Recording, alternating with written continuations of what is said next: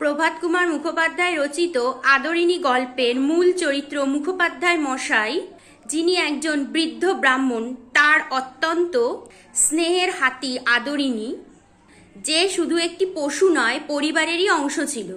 গল্পের শুরুতে জানা যায় মুখোপাধ্যায় মহাশয়ের নাতনি কল্যাণীর বিয়ের আয়োজন চলছে।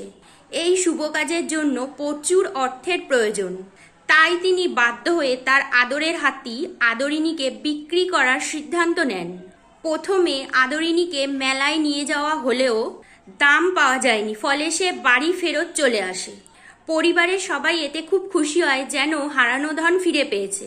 কিন্তু শেষমেশ ঠিক হয় তাকে রসুলগঞ্জের মেলায় পাঠানো হবে বিক্রির জন্য। যাওয়ার সময় কল্যাণী লক্ষ্য করে আদরিণী কাঁদছে।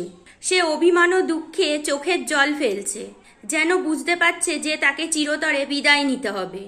এরপর খবর আসে পথে 7 ক্রোশ দূরে বাড়ি থেকে আদরিণী অসুস্থ হয়ে পড়েছে। তার পেটে ব্যথা শুরু হয়েছে, কোনো চিকিৎসাই কাজে আসছে না।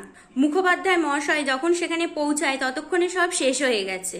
বিশাল দেহী আদরিণী শুয়ে আছে নিথর নিস্তব্ধ। বৃদ্ধ ছুটে গিয়ে আদরিণীর শবদেহের পাশে পড়ে যান। কাঁদতে কাঁদতে বারবার বলেন, অভিমান করে চলে গেলি মা, তোকে বিক্রি করতে পাঠিয়েছিলাম বলে অভিমান করে চলে গেলি।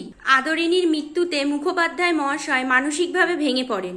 তার ঠিক 2 মাস পরে তিনিও মারা যান। যেন আদরিণীর শূন্যতা ধীরে ধীরে তাকে গ্রাস করেছিল।